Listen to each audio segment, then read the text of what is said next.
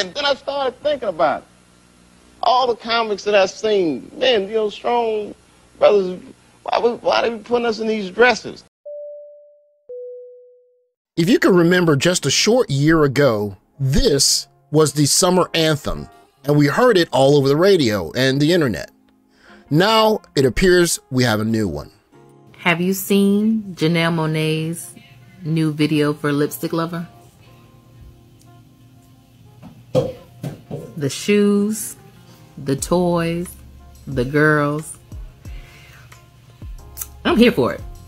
I'm here for it. I followed Janelle Monáe since the beginning of her career, and I'm a fan. I've been a fan since she was doing her first song. This is Tightrope she did with Big Boy, or Sir Lucius Left Foot, and it's a great song. And then she did Queen, which is another great song she did with Erykah Badu. And I think Electric Lady is probably her best song. She starts her career doing these types of songs. They're kind of wholesome, and you know, they're songs that you let your kids listen to. And so when I saw her new single, I instantly knew that the Black cultural ritual had happened. Like when I connect dots that maybe shouldn't be connected, I don't know. But certain dots, like when I see that they put every black man in the movies in a dress at some point in their career, I'll be connecting them down like, wow, all these brothers got to wear a dress. So let's go down the list.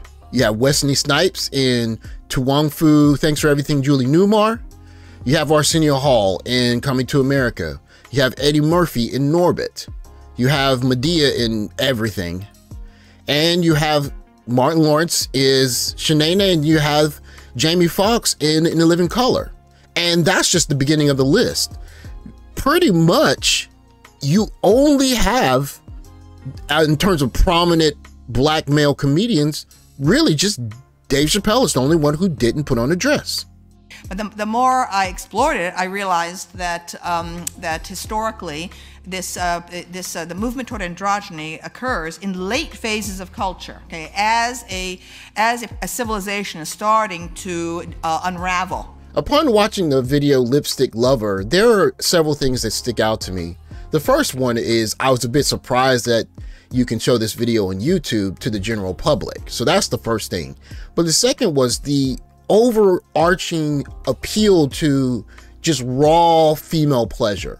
And if you see the video, it's 99% naked, if not half naked women. So it's an appeal to just women pleasing other women. In that video, you see essentially the video saying we can pleasure ourselves and we don't really need men for pleasure.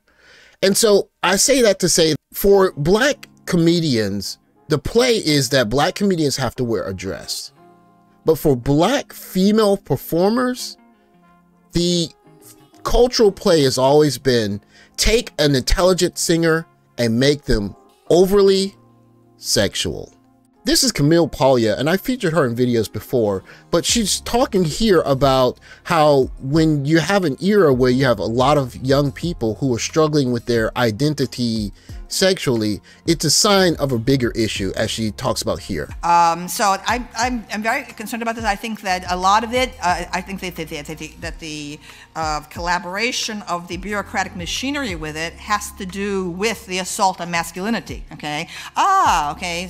So you see, gender doesn't really exist. It's not really polarity. I mean, everything's all about expanding women's rights, but also terminating men. Okay, and defining men out of existence. Masculinity is by definition toxic. Okay, masculinity doesn't exist. And you see, this is the proof of it. The article continues, I Hate Men, a feminist examination of the dislike of men, was flying off the digital shelves. As a nonprofit run by two people, Monstergraph struggled to keep up. Within days, the original edition of I Hate Men was out of print. Monstergraph then passed the torch to a larger publishing house. Publishers outside of France have also started paying attention. By the time Armand and I speak, the author adds, I Hate Men is set to be translated into 16 languages.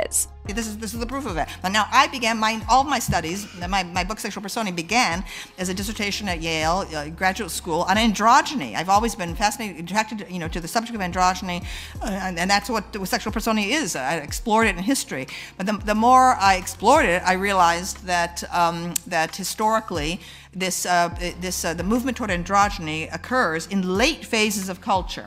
You see that she's talking about the fact that in the late stages of a civilization, you get this kind of graying of the difference between the two sexes, if you will. I think that is a freedom that all people deserve to have. However, when I see someone as prominent as Janelle Monáe, who's 37 years old now, she has not procreated, she has not started a family. She had an Essence article where she talked about worrying that she wouldn't have a chance to have children in time at 32, and now at 37, you see this hypersexualized video that's kind of egging on young girls into a particular kind of sexuality. That is something that I raise my eyebrows at, and to be honest with you, it saddens me a little bit. As a civilization is starting to unravel, okay, and that you can find it again and again and again through history in the Greek art, okay, you can see it happening. All of a sudden, okay, there's a kind of you know, the sculptures of handsome nude young men athletes that used to be very robust, okay, in the archaic period suddenly began to seem like wet noodles, okay, toward the end. This is actually one of the things that I actually kind of seeing and noticing, and to be honest with you, again, it saddens me because history repeats itself, and she's going to say a couple of things here that spark my concern. And that the people who live in such periods, a late phase of culture, whether it's the Hellenistic era, whether it's the Roman Empire, whether it's the Mauve decade of Oscar Wilde in the 1890s, whether it's Weimar Germany, people who live at such times, okay, feel that they're very sophisticated, they're very cosmopolitan, okay, homosexuality, heterosexuality, so what, anything goes. I think a very good example of what she's talking about here is the Dwayne Wade family situation, where they're living a kind of life where it's just very difficult if you would try to explain that to your grandparents. If we tried to explain that to our silent generation grandparents, their family, right now it's very cosmopolitan, it's chic, it's the modern thing, but how do you explain that? It's one of the things that it causes worry because it's a symptom that she's speaking of. From the perspective of historical distance, okay, you can see that it's a culture that no longer believes in itself, okay, and then what you invariably get are people who are convinced of the power of heroic masculinity, okay, on the edges, whether they're the Vandals and the Huns, okay, or whether they're the barbarians of ISIS, okay, you see them, you know, starting to mass on the outsides of the culture. I think you can see the parallel there. Now, we could use certain words to explain what she's saying, but if you think what she's saying all the way out, it leads to a logical conclusion, which is probably why you're in this space watching this particular video. There is a tremendous and rather terrifying disconnect between the infatuation with the transgender movement in our own culture and what's going on out there, okay? And so I mean, that's why I'm concerned. I feel it's ominous. When Janelle Monáe goes from this image or this image to this image, what does that leave young girls who idolize her thinking about relationships? How do they view this image of Black femininity and Black female sexuality? And how do you explain to a young girl who spent her time idolizing this version of Janelle Monáe and reckoning this new image of Janelle Monáe and Black female sexuality that quite simply, it doesn't need men? The trend we see in Black entertainment, which is almost a ritual at this point, is strong, accomplished men in dresses and well-spoken, quite educated and thoughtfully presenting Black women being hypersexualized.